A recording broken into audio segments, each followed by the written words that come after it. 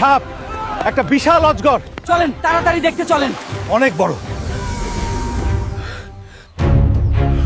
Hulk ভাই, পুকুরে দানব সাইজের সাপ। আমার গ্রামের মানুষ ভয় পাবে, চল দেখি। ওই দেখো হাল্ক।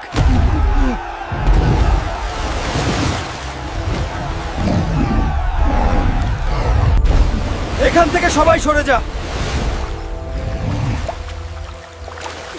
নয়তো কেউ বাঁচবি না।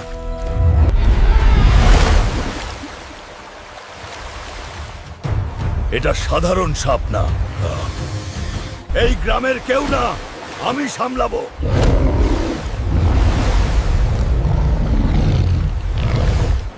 হাল্ক পাওয়ার।